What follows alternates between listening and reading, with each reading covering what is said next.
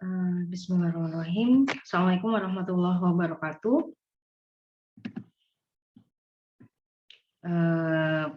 Sore ini kita berjumpa kembali ya di pertemuan terkait statistika dan peluang di mata kuliah Matematika Dasar. Ini adalah materi terakhir untuk semester ini ya, untuk Matematika Dasar. Jadi beberapa materi kemarin sudah saya kasihkan di pertemuan sebelumnya, dan di pertemuan kali ini kita akan membahas sisa bahan kajian, terutama tentang ukuran penyebaran data, nilai baku dari suatu data statistik, serta masalah sehari-hari yang biasanya berkaitan dengan teknik mencacah atau membilang, permutasi, kombinasi, dan peluang. Oke, minta tolong salah satu mahasiswa ini ya, mengingatkan teman-teman lain di grup supaya segera masuk ke kelas. Oke.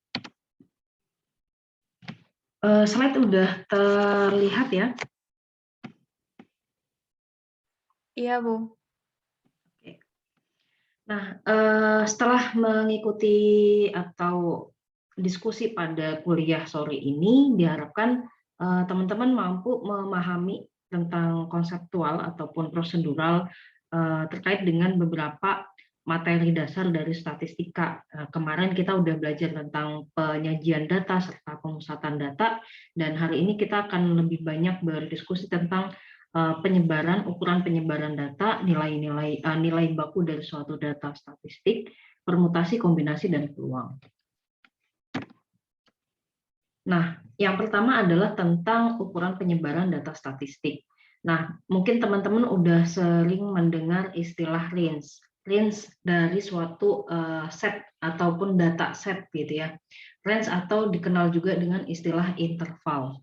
Nah, range ini merupakan salah satu metode pengukuran sebaran data yang paling sederhana gitu untuk mengukur seberapa tersebar sih data yang dimiliki gitu ya dalam suatu statistik yang ada gitu.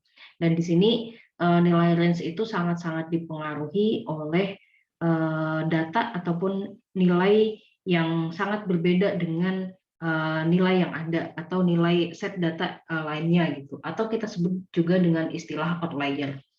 Nah, di sini bisa dikatakan sebenarnya range ini bukan satu indikator yang bagus untuk menilai sebaran suatu data statistik, karena yang digunakan untuk menghitung range suatu data itu adalah data paling besar dan data paling kecil.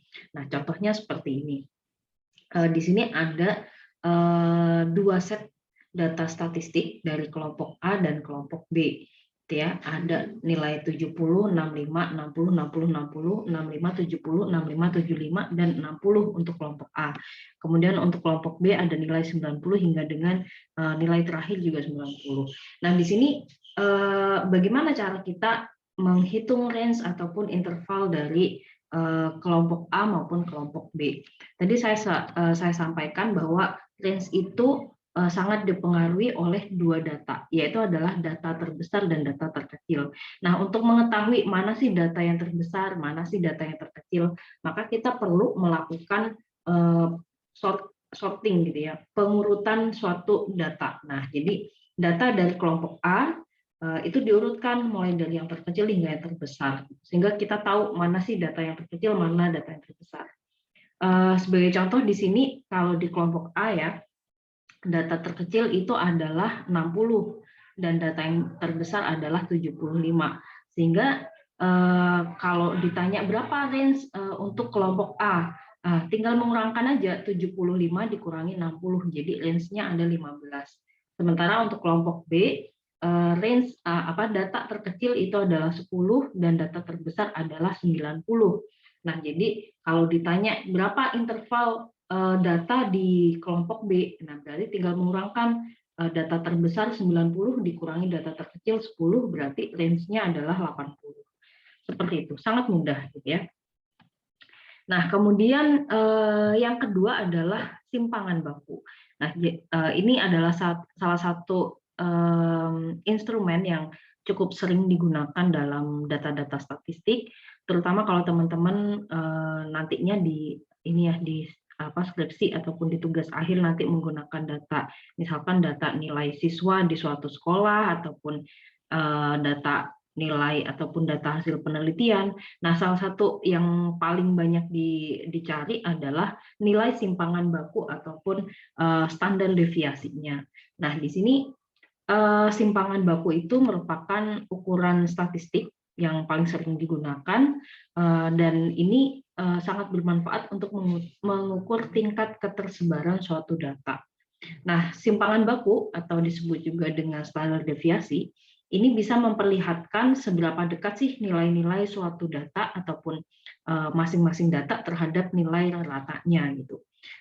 Kemudian kalau dalam rumus simpangan baku ini dilambangkan dengan huruf S kecil. Nah, kalau dalam data statistik itu kita mengenal ada istilah data tunggal dan data kelompok gitu ya. Jadi ada data tunggal dan data kelompok. Sehingga untuk pengukuran beberapa instrumen statistik itu kita juga membedakan berdasarkan apakah dia data berkelompok atau tidak berkelompok. Nah, di sini untuk simpangan baku sendiri, rumus yang digunakan terutama untuk yang data tidak berkelompok atau data tunggal itu adalah S sama dengan akar dari sigma XI. XI ini adalah nilai data ke I dikurangi rata ataupun min, dalam kurung dikuadratkan kemudian dibagi N-1, di mana N itu adalah banyaknya data dalam set data yang dimiliki gitu. Ini adalah rumus dari data statistik ataupun data simpangan baku. Nanti kita akan coba menggunakan Excel ya supaya lebih paham yang dimaksud dengan simpangan baku, cara menghitungnya seperti apa, terutama untuk data yang tidak berkelompok. Nah, sementara untuk data yang berkelompok atau kalau teman-teman pernah mendengar istilahnya tabel distribusi frekuensi, nah S ataupun simpangan baku itu dicari menggunakan rumus seperti ini. Agak susah menyebutkannya gitu ya. Jadi S ataupun simpangan baku itu sama dengan akar dari 1/n-1 dikalikan sigma FI itu adalah frekuensi ke I dikalikan frekuensi data ke I dikalikan dalam kurung XI ataupun data ke I dikurangi rata atau min, kemudian kurung tutup dikuadratkan. Nah, seperti ini. Ini adalah rumus dari simpangan baku untuk data yang berkelompok gitu. Jadi simpangan baku itu rumusnya ada 2, tergantung apakah data itu berkelompok atau tidak.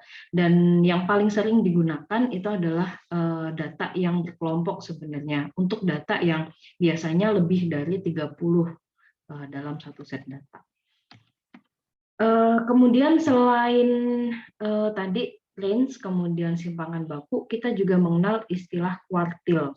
Nah, di pertemuan sebelumnya sebenarnya kita udah menyinggung tentang median. Kalau teman-teman masih ingat ya, median itu sebenarnya juga bagian dari kuartil. Nah, median itu adalah kuartil tengah gitu, atau kuartil 50%. Nah, sementara kuartil itu sendiri sebenarnya nggak cuma median, ada kuartil 1 ataupun kuartil 25%, ada kuartil 75%, dan lain-lain gitu. Tergantung kita mau mencari data yang keberapa gitu. Dan di sini kuartil itu merupakan salah satu instrumen perhitungan statistik yang membagi data menjadi 4 bagian. Ini sebenarnya nggak cuma 4 bagian ya, bisa juga dibagi menjadi 100 bagian atau 1000 bagian. Nah, ini tergantung dengan kebutuhan kita di lapangan ataupun kebutuhan pengolahan data. Nah, di sini kuartil itu merupakan hal yang cukup penting dalam statistik karena bisa memberikan informasi tentang pusat dan juga sebaran data. Jadi kuartil ini nggak cuma membicarakan tentang sebaran data, dia juga bisa memperlihatkan mana sih data yang menjadi pusat dari set data yang diberikan gitu. Dan di sini ada istilahnya kuartil bawah dan kuartil atas gitu ya, sehingga kita dengan mengetahui nilai dari kuartil bawah dan kuartil atas dari suatu data, kita bisa mendapatkan informasi mengenai sebaran dan juga kemiringan data.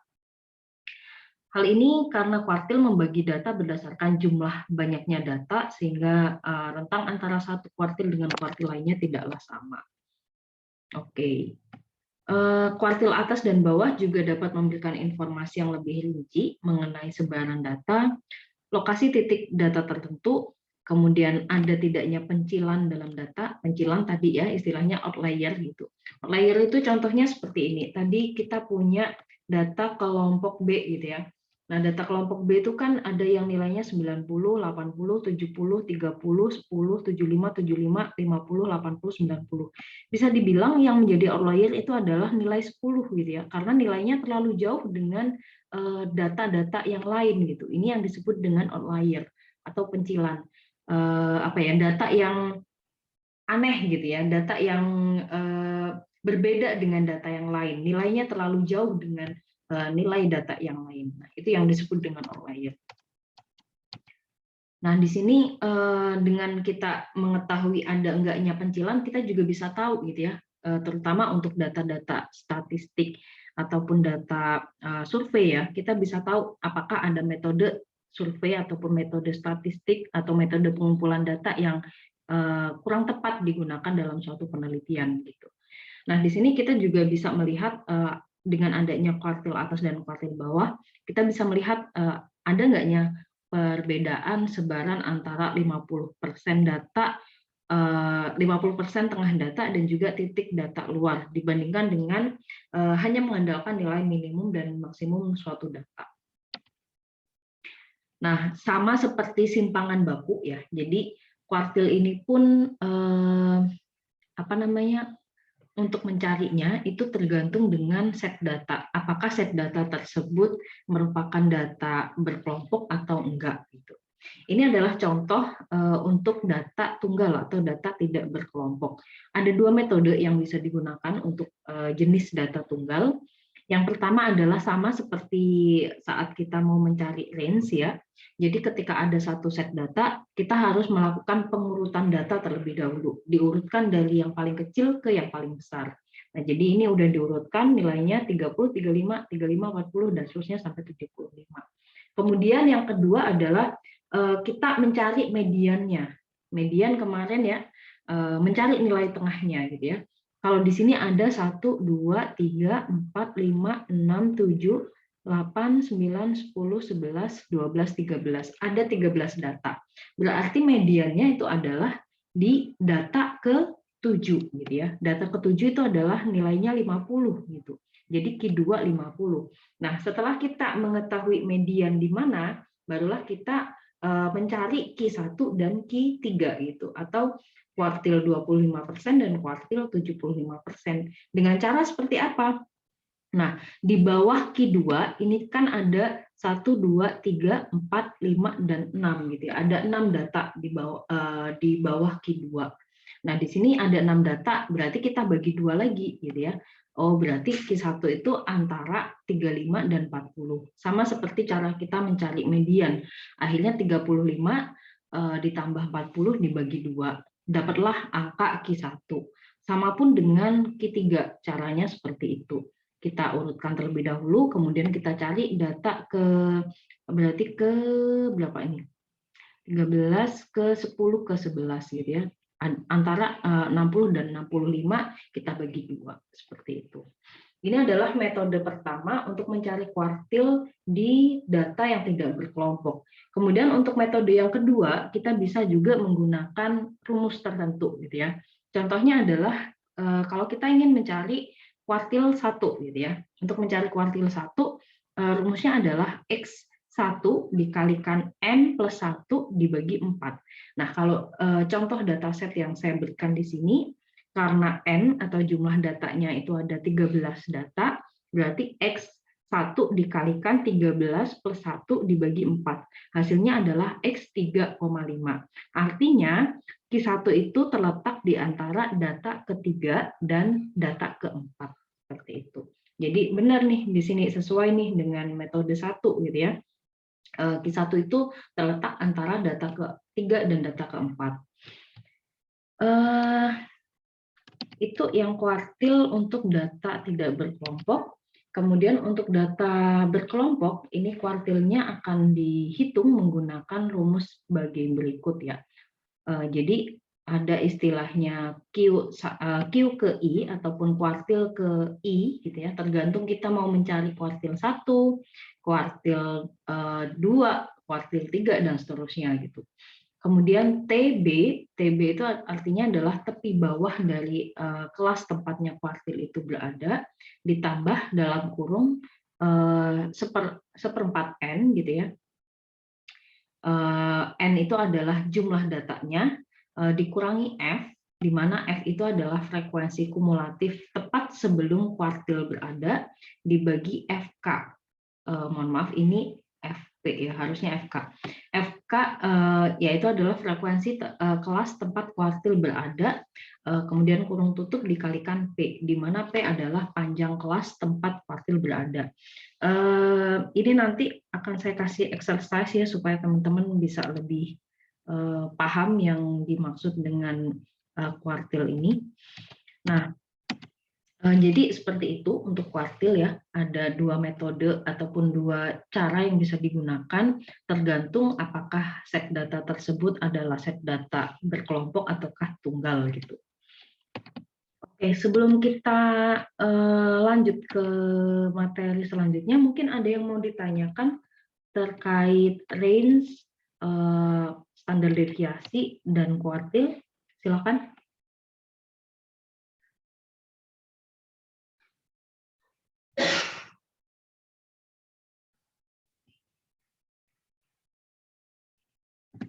Kalau belum ada yang mau ditanyakan, saya akan coba kasih ini ya, kasih contoh penerapan di Excel ataupun di sudah terlihatkah yang bagian Excel-nya? Ya, Ibu. Oke. Di sini adalah contoh ya, contoh data kalau kita punya data nilai mahasiswa gitu ya, contohnya seperti itu. Atau kalau teman-teman sebagai guru data siswa gitu ya, data siswa kelas 6 atau kelas 4 gitu di MI Jember misalkan seperti itu.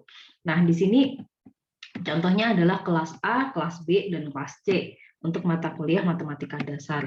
Nah, di sini ada 30 di masing-masing kelas, ada 30 mahasiswa gitu ya. Ada 20 mahasiswa gitu. Dan di sini ada nilainya di apa namanya? Ada yang nilai 70, 75 dan seterusnya sampai dengan di bawah, yang paling bawah ini 65 gitu ya. Nah, sekarang ditanyakan adalah berapa sih rentang untuk data kelas A, kemudian rentang untuk data kelas B, dan rentang untuk data kelas C gitu ya.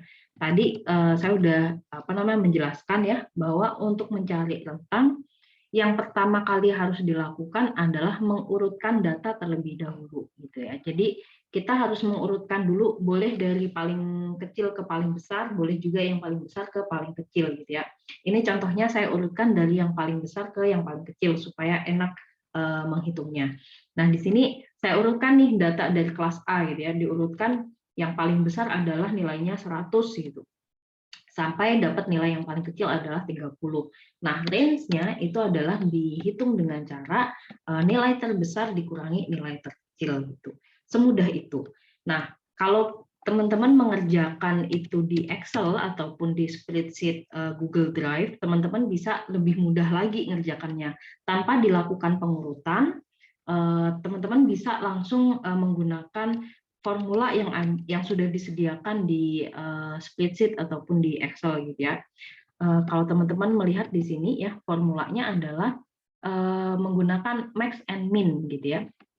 Max dalam suatu rentang ataupun dalam suatu dalam suatu set data. Bentar.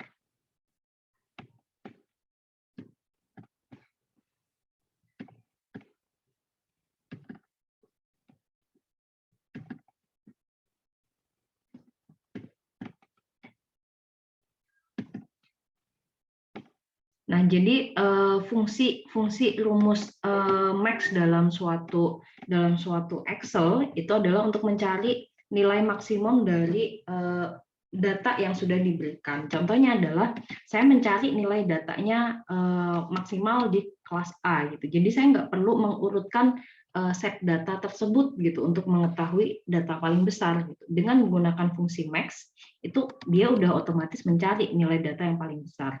Langsung saya cari juga nilai data yang paling kecil, yaitu minimum atau min gitu ya dalam rumus Excel-nya. Min dalam kurung kita blok ininya yang mau kita cari nilai paling kecilnya, sehingga menggunakan rumus max dalam kurung di blok ininya apa namanya si datasetnya dikurangi min dalam kurung dataset, dan akhirnya akan langsung ketemu gitu ya nilai range-nya 70. Sama seperti cara ketika kita melakukan sorting ataupun pengurutan secara manual. Jadi range ini kalau teman-teman menghitung secara manual ya menggunakan kertas gitu, teman-teman bisa melakukannya dengan cara melakukan pengurutan terlebih dahulu. Tapi kalau teman-teman sudah dibekali atau sudah punya laptop gitu ya, bisa mengerjakan di Excel, teman-teman akan lebih cepat lagi menggunakan formula max dan min. Itu untuk yang range. Kemudian untuk yang simpangan baku ya, untuk simpangan baku tadi, untuk simpangan baku ini agak cukup rumit ya. Jadi kalau tadi kita range ini hanya melihat berapa sih perbedaan ataupun rentang dari nilai terbesar dan nilai terkecil. Kalau simpangan baku, dia ini ingin melihat sebenarnya data dari masing-masing siswa atau mahasiswa itu seberapa besar sih simpangannya atau deviasinya terhadap rata-rata kelas, contohnya seperti itu. Nah, di sini contohnya adalah ada data nilai mahasiswa gitu ya, ada berapa mahasiswa nih? Ada 34 mahasiswa, contohnya seperti ini, dengan nilai masing-masing sekian. Nah, kemudian untuk mencari standar deviasi atau simpangan baku, hal yang pertama kita lakukan adalah mencari rata-rata kelas terlebih dahulu. Nah, makanya kemarin skill ataupun pemahaman teman-teman dalam mencari nilai rata-rata, mencari nilai median, mencari nilai modus, itu yang paling dasar dalam statistik, karena itu akan digunakan terus untuk instrumen statistik yang lain. Nah, di sini setelah mengetahui nilai rata-rata kelas ya, jadi rata-rata kelas kalau di Excel itu teman-teman bisa menggunakan fungsi average, jadi sama dengan average, kemudian di blok dataset yang ingin dicari nilai rata-ratanya, dan akhirnya ketemu nilai rata-rata kelas adalah 77,79 gitu. Nah, setelah mengetahui nilai rata-rata kelas, teman-teman perlu mencari simpangan atau perbedaan antara nilai tiap mahasiswa dengan nilai rata-rata kelas tersebut. Ini contohnya adalah nilainya agam 80 dikurangi rata-rata kelas 77,79. Nah, berarti ada 2,21 perbedaannya angkanya. Terus dicari seperti itu, sama pun untuk seluruh mahasiswa yang lain gitu. Nah, kemudian tahap selanjutnya adalah ketika kita udah tahu nih perbedaan ataupun deviasi antara nilai tiap mahasiswa dengan rata-rata, nah nilai tersebut kita kuadratkan gitu ya. Nilai yang XI min X itu kita kuadratkan sehingga dapat dataset seperti ini. Nah, setelah kita kuadratkan, kemudian dijumlahkan hasil yang XI min X dikuadratkan tersebut, dijumlahkan semuanya menggunakan fungsi sum ya. Jadi menggunakan fungsi sum atau fungsi penjumlahan, sehingga didapatkan angka 4.159,559.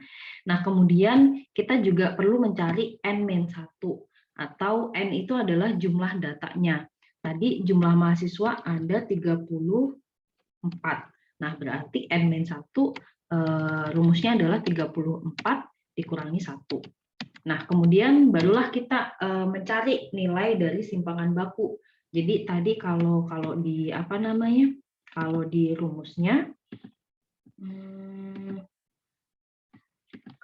rumusnya tadi, nah simpangan baku itu dilihat ataupun dicari dengan cara penjumlahan XI dikurangi rata-rata dikuadratkan dibagi N-1, berarti dibagi N-1.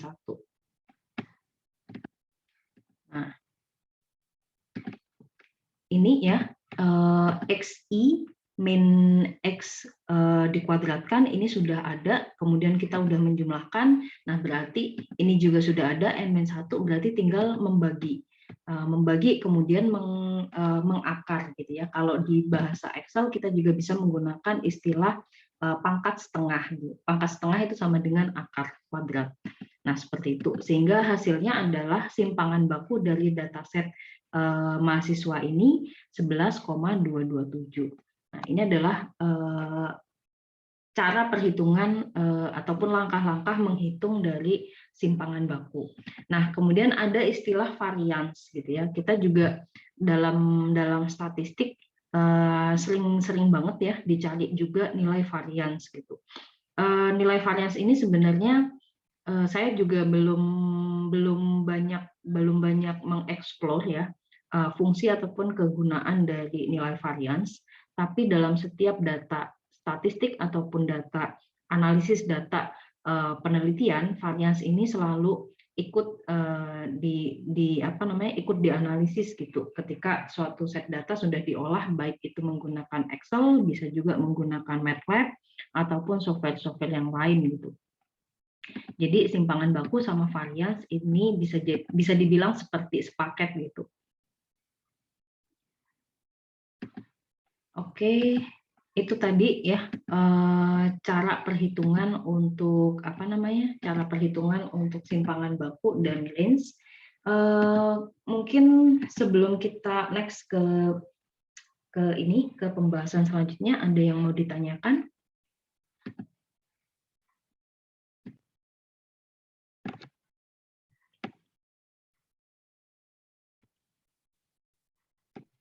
Kalau belum ada yang, ya gimana? Silakan. Tentang kuartil 2 itu, yang Q2 itu, Ibu. Ya. Kalau menentukan, kan tadi Ibu contohnya itu angkanya itu ada 13. Kalau contohnya Ibu ada 12, gimana Ibu? Ya, bisa.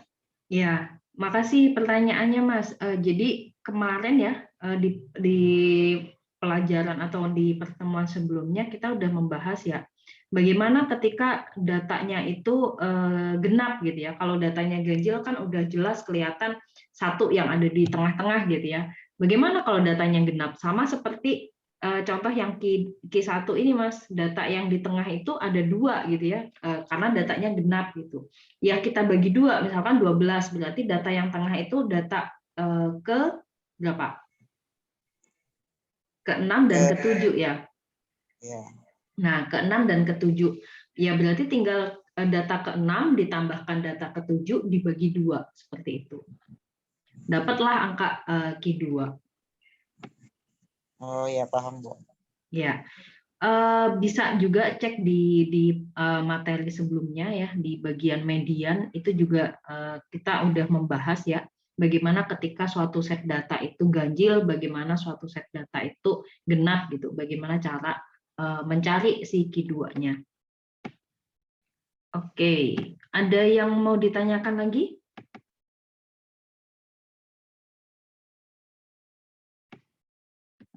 Kalau belum ada, kita lanjutkan ke variansi ya. Tadi kita udah sedikit menyinggung tentang varians. Jadi varians ini juga bagian dari instrumen pengukuran sebaran data statistik selain range, simpangan baku, dan kuartil. Nah, varians tadi sudah saya sampaikan bahwa varians itu sebenarnya kayak semacam satu paket dengan simpangan baku. Karena memang varians itu merupakan nilai kuadrat dari simpangan baku atau standar deviasi gitu. Jadi kalau teman-teman sudah mendapatkan nilai dari simpangan baku, untuk mencari nilai varians ya tinggal dikuadratkan aja nilai simpangan baku, dikuadratkan hasilnya dapat gitu nilai varians. Cukup sederhana untuk yang varians. Oke. Kemudian yang terakhir, bukan yang terakhir sih. Selanjutnya adalah nilai baku dari data statistik. Nah, apa sih sebenarnya nilai baku gitu ya? Jadi nilai baku itu adalah nilai yang menyatakan perbandingan antara selisih nilai data dengan rata yang dibagi dengan simpangan baku data tersebut. Agak susah ya. Jadi kalau tadi simpangan baku kan kita tahu ya perbedaan antara nilai ataupun perbedaan atau deviasi antara satu nilai dengan nilai ratanya. Nah, kalau nilai baku ini nggak cuma antara nilai tersebut dengan nilai ratanya, tapi juga dengan simpangan bakunya. Nah, kenapa kita perlu mencari nilai baku dari satu set data statistik gitu? Nah, karena gini, nilai baku ini sangat penting dicari ketika ada suatu fenomena, tetapi ada satu fenomena yang umum ataupun yang mirip, tapi berada di lokasi ataupun di waktu yang berbeda. Sehingga kita perlu tahu nih, apakah ini bagaimana perbandingannya dengan keadaan yang di tempat lain ataupun di waktu yang lain. Gitu. Inilah yang kita butuhkan satu instrumen sendiri yang kita sebut dengan nilai baku dari data statistik. Nilai baku ini memiliki simbol Z, gitu ya. Dan cara mencari nilai baku itu adalah Z sama dengan X ataupun XI, data ke I, dikurangi X rata-rata dibagi S. S itu adalah simpangan baku. Nah, ini adalah contoh soal, gitu ya.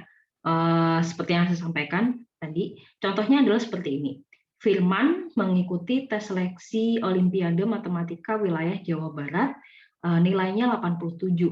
Nah, kalau rata-rata rata-rata peserta Olimpiade Matematika di Jawa Barat itu rata-ratanya 86 dan simpangan bakunya 12.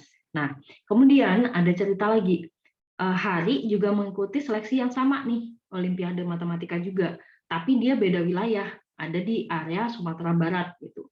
Dan si Hari ini dapat nilai 85, di mana nilai rata-rata peserta di wilayah Sumatera Barat itu 83 dan simpangan bakunya 10. Nah, sekarang pertanyaannya adalah, jika nilai seluruh peserta di Jawa Barat dan di Sumatera Barat itu dibandingkan, diurutkan secara nasional, kira-kira mana sih nilai yang lebih bagus? Nilainya Firman yang 87 ataukah nilainya Hari yang 85? Nah, ini kita selesaikan menggunakan nilai baku. Jadi untuk mencari nilai baku, kita perlu tahu Z-nya Firman atau nilai bakunya Firman adalah X atau nilainya Firman dikurangi rata-rata peserta di Jawa Barat dibagi S. Tadi nilainya Firman 87, kemudian dikurangi rata-ratanya tadi 86 dibagi S atau simpangan bakunya 12, sehingga ketemu nilai 0,083. Begitu juga dengan Hari, dihitung menggunakan metode yang sama, ketemu angka 0,2. Nah, setelah di sini kita bisa melihat nih, oh nilai bakunya Firman 0,083, nilai bakunya Hari 0,2 gitu ya. Dan di sini kelihatan nilainya Firman jauh lebih kecil dibandingkan nilainya Hari. Nah, dengan seperti itu kita bisa menarik kesimpulan gitu ya, sehingga disimpulkan bahwa nilainya Firman secara nasional itu lebih baik daripada nilainya Hari menggunakan instrumen nilai baku. Seperti itu. Jadi itulah pentingnya kita mencari nilai baku dari suatu set data statistik ketika memang diperlukan pembandingan gitu ya dengan kondisi yang berbeda. Ini contoh saya buat data ya, misalkan data juara lomba memasak tingkat provinsi se-Indonesia gitu. Mulai dari Provinsi Aceh, Sumatera Utara sampai dengan Papua Barat dan Papua gitu ya. Dan ini ada nama-nama juaranya.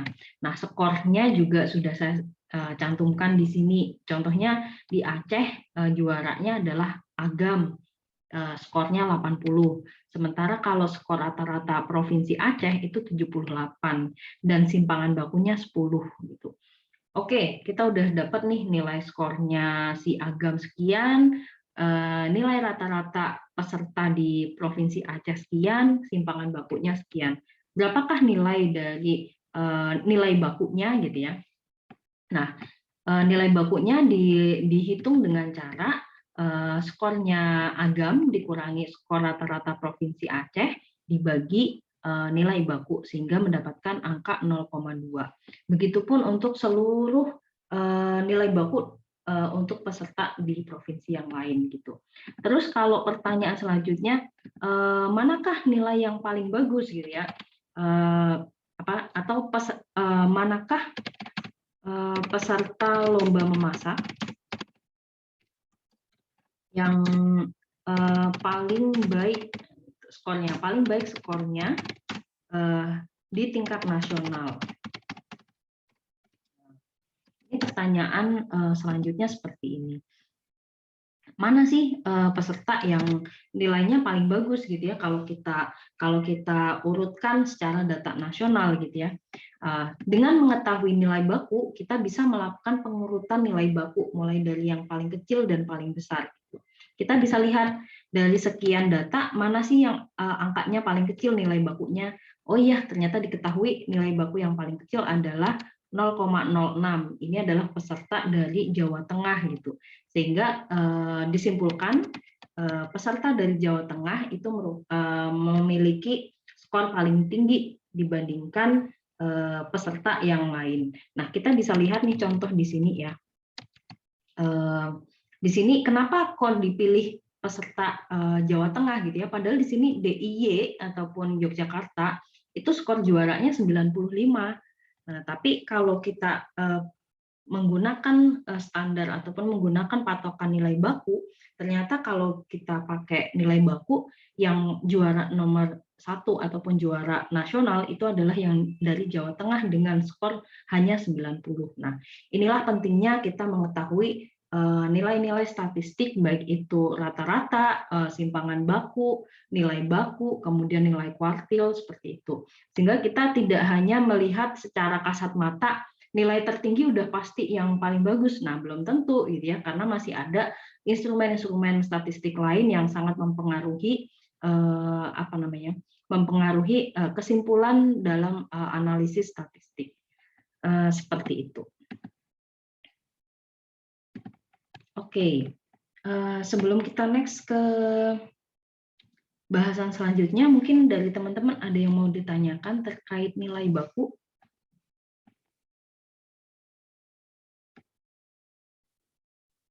Atau saya terlalu cepat untuk menjelaskan?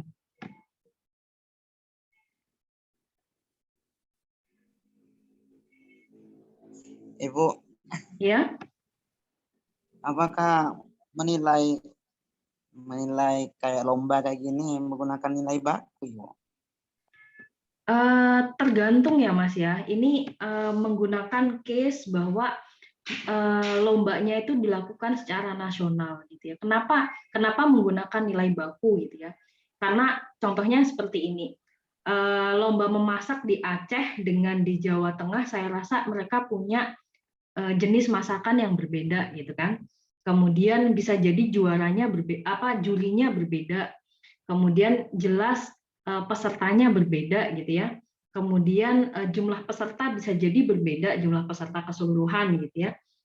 Sehingga kita kalau kita ingin membandingkan memiliki nilai standar gitu ya, memiliki nilai standar untuk memutuskan mana sih juara nasionalnya, kita menggunakan nilai baku seperti ini, Mas. Tapi ketika statistik ataupun data yang kita peroleh tidak memiliki perbedaan ruang dan waktu, saya rasa nilai baku ini bisa kita abaikan gitu. Kurang lebih seperti itu, Mas.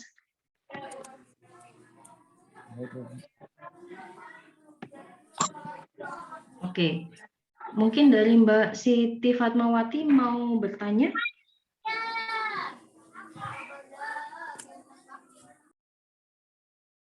Oke. Itu tadi tentang nilai baku ya. Jadi kembali lagi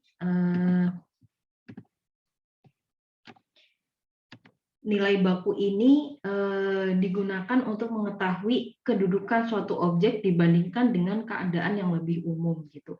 Karena gini, satu nilai di satu tempat bisa jadi berbeda dengan di tempat yang lain. Bisa jadi untuk memperoleh nilai 90, contohnya tadi ya yang lomba memasak, bisa jadi untuk memperoleh nilai 90 di kota Jawa Tengah atau di Provinsi Jawa Tengah itu jauh lebih susah dibandingkan nilai 95 di Papua ataupun di Sulawesi, misalkan seperti itu. Sehingga kita memerlukan nilai-nilai standarisasi nilai baku ini ketika kita ingin mencari pemenang secara nasional gitu.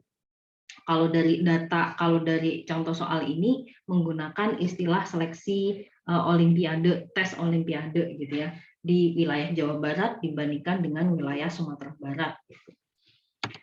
Ya, jadi itu dia gitu ya. Jadi nilai baku ini belum tentu digunakan ketika kita mengerjakan analisis data statistik yang akan kita gunakan di semester akhir ataupun di skripsi, tapi akan ada masanya atau akan ada kemungkinan kita menggunakan nilai baku ketika memang set data yang kita miliki berbeda gitu. Contohnya seperti ini. Nilai EPTANAS ataupun nilai UAS atau nilai ujian nasional siswa SMA kelas 12 atau kelas 3 tahun 90 dibandingkan dengan tahun 2020. Contohnya seperti itu. Mana sih yang lebih bagus gitu ya? Apakah di tahun 90 ataukah di tahun 2020? Atau kita mau menganalisis tingkat kesulitan soal seleksi matematika tahun 90 dibandingkan dengan tahun 2020, contohnya seperti itu. Karena ada perbedaan waktu, nah, otomatis akan ada perbedaan akan ada perbedaan bobot. Nah, sehingga kita memerlukan instrumen nilai baku untuk membandingkan kedua hal ini. Jadi perbedaan dataset itu bisa berupa perbedaan wilayah ataupun tempat, bisa juga perbedaan waktu. Oke. Jadi tadi kita udah membahas tentang range atau interval, kemudian tentang simpangan baku, terus tentang kuartil, tentang varians, dan nilai baku.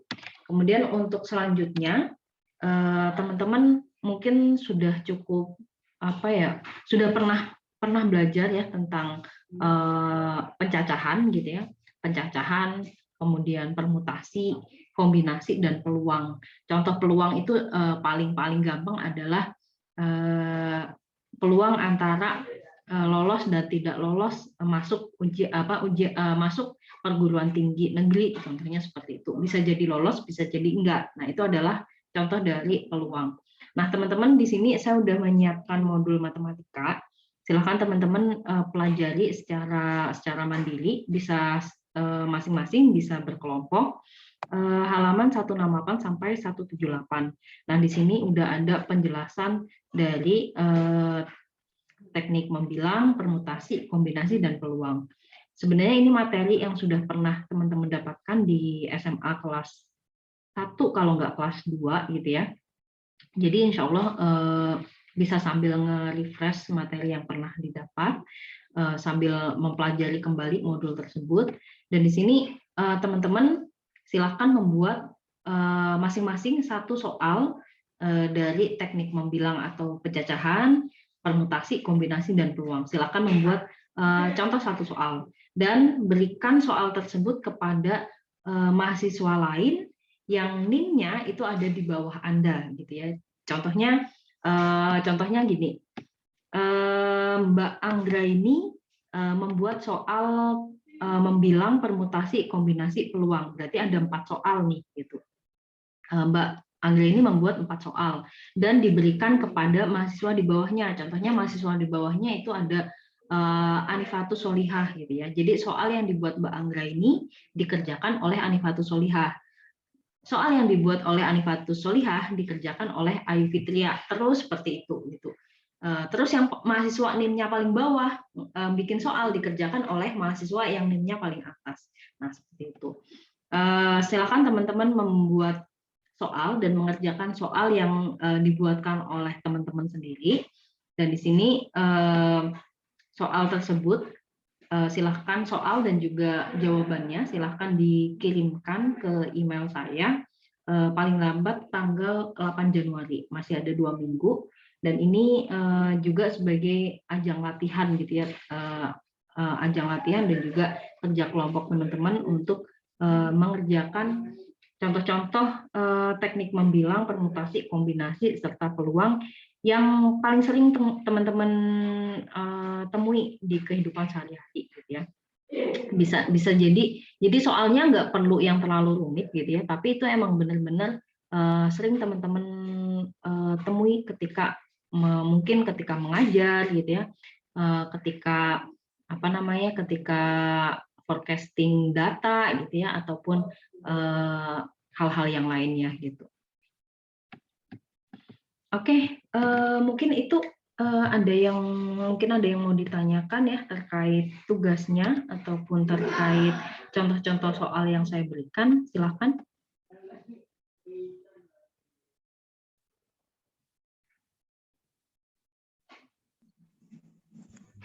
Banyak soalnya, Bu. Iya. Banyak soalnya itu minimal 2 atau 3 gitu. Nah, ini kan ada soalnya teknik membilang, permutasi, kombinasi, peluang. Nah, masing-masing bikin satu. Jadi satu orang bikin 4 soal gitu. Ya, Ibu. Oke. Terus mungkin tadi ada satu lagi yang ingin bertanya ya. Meita Adinda Faradila, ada yang mau ditanyakan? Iya, Bu. Itu berarti nulisnya 2 tugasnya ya, Bu. Maksudnya kan yang buat soal sendiri sama yang ngerjakan dari teman Iya, kita iya. ya. Jadi misalkan minggu depan teman-teman ngumpulkan soal yang bikin soal sendiri, kemudian 2 minggu lagi teman-teman ngerjakan kan dan ngumpulkan soal yang udah dikerjakan seperti itu. Gitu ya Mbak Meita? Iya, Bu. Oke. Ada yang mau Ibu, ditanyakan lagi ya? kalau dijadiin satu file gimana, Ibu? Jadikan satu file boleh. Nanti tolong dituliskan ya yang membuat soal siapa, yang mengerjakan siapa gitu, biar tidak tertukar dengan teman yang lain. Iya, Ibu. Oke.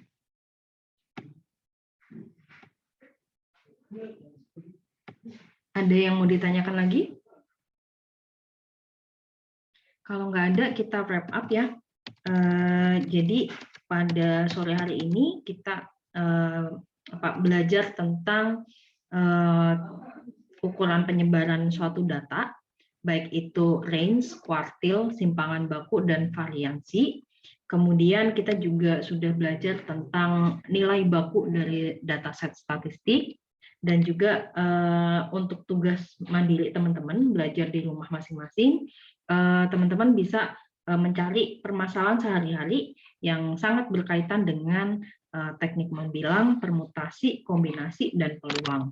Nah, di sini saya sudah menyediakan sudah menyediakan modul yang bisa teman-teman pelajari secara mandiri di rumah untuk membantu pengerjaan tugas yang saya berikan. Kemudian saya juga sudah memberikan file Excel ya. Kalau teman-teman ingin menggunakan rumus-rumus yang sudah saya masukkan ke situ, siapa tahu teman-teman kalau menjadi seorang guru perlu nih mengetahui sebaran data ataupun pemusatan data dari nilai siswa. Nah, teman-teman bisa menggunakan Excel tersebut. Oke, itu tadi kuliah kita pada sore ini. Kalau tidak ada pertanyaan lagi, saya cukupkan untuk kuliahnya. Kita akan bertemu di 2 minggu lagi ya, insya Allah di tanggal 7 Januari. Sekaligus itu pertemuan terakhir sebelum kita UAS gitu. Dan mungkin nanti di tanggal 7 Januari saya juga akan ngerekap